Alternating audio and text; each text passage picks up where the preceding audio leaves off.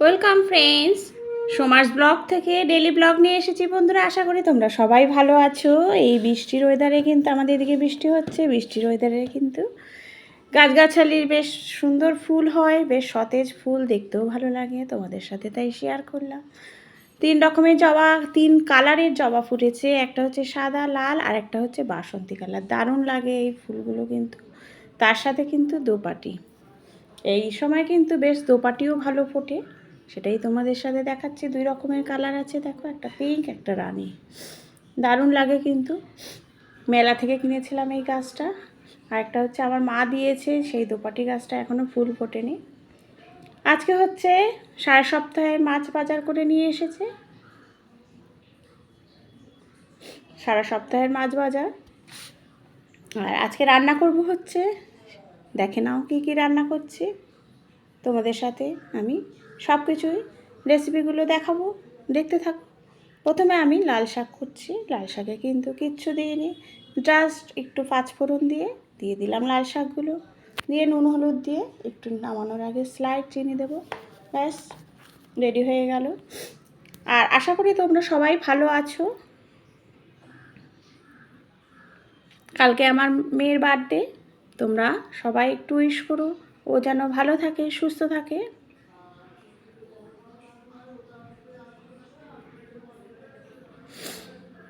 দেখো, লাল শাক রেডি হয়ে গেল। লাল শাক করা কিন্তু খুব ইজি, আর খুব চটজলদি রান্নাও হয়ে যায়, আর ভীষণ তাড়াতাড়ি মজে যায়। করব হচ্ছে জ্যান্ত মাছ। এই মাছগুলো হচ্ছে রুই বা কাতলার যে ছোটোগুলো হয় পিস, সেগুলো করেছি। সেগুলো কিন্তু দারুণ লাগে খেতে।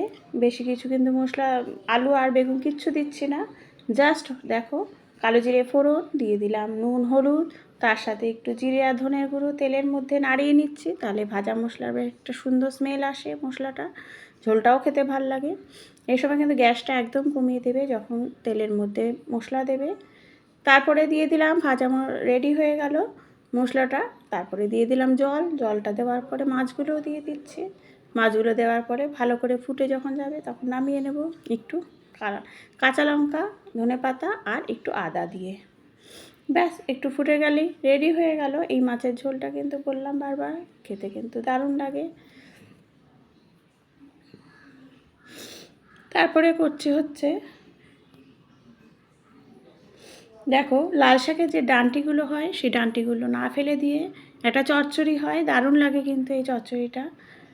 ডাঁটিগুলো কেটে নিয়েছি, তারপরে বেগুন, কুমড়ো, আলু সব কেটে নিয়ে ভালো করে ধুয়ে নিয়ে দিয়ে দিলাম হচ্ছে একটু পাঁচফোড়ন, আর তারপরে দিয়ে দিচ্ছি হচ্ছে ওগুলো, ডাঁটাগুলো সব দিয়ে যখন মজে যাবে তারপরে দেবে হচ্ছে একটু সর্ষে আর একটু পোস্ত। সর্ষে দিয়েও করা যায়, কিন্তু আমি সর্ষে কম দিয়ে একটু পোস্ত দিয়েছি। ব্যাস, নুন হলুদ আর একটু নামানোর আগে চিনি দেবে, আর একটু সর্ষার তেল দেবে, কারণ সর্ষে বাটা পোস্ত বাটায় নামানোর আগে যদি একটু সর্ষার তেল দাও তাহলে কিন্তু খেতে ভালো লাগে। আর একটু ধনেপাতা দিয়েছিলাম।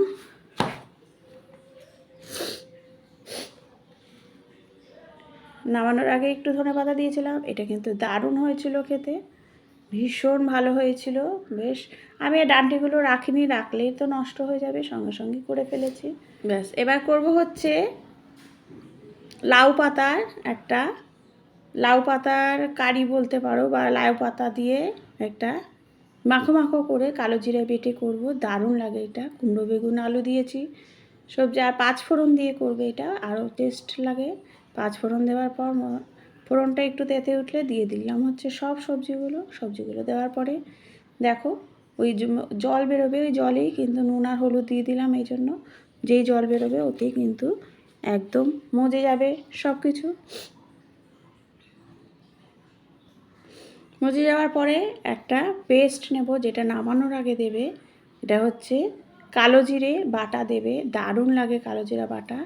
দেখো, কালো জিরে অনেক সময় মিক্সিতে অল্প হলে ভালো পেস্ট হয় না, সেই জন্য কী করেছি, যখন বয়েল হয়ে গেছিলো, যখন ভালো মতো নরম হয়ে গেছিলো লাউ পাতাটা, ওই পাতাটাও দিয়ে দিয়েছিলাম। একটুখানি অল্প করে দিয়ে দেবে, তাহলে কালো জিরে একদম মিহি করে বাটা হয়ে যাবে।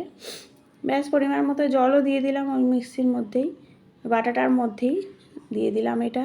দেখো, সব মজে গেছে। ব্যাস দিয়ে দিচ্ছি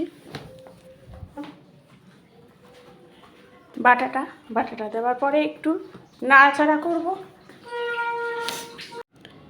কালো জিরে বেটেছিলাম হচ্ছে কাঁচা লঙ্কা দিয়ে, এটা দেখো দিয়ে দিলাম। দারুণ লাগে কিন্তু, বললাম বারবার করে, কালো জিরা বাটা কিন্তু এই লাউ পাতা নামানোর আগে দেবে, দারুণ হয় খেতে। দেখো ভালো করে একদম গ্যাস বাড়িয়ে একটু চিনি দিয়ে ভালো করে ফুটিয়ে নিচ্ছি।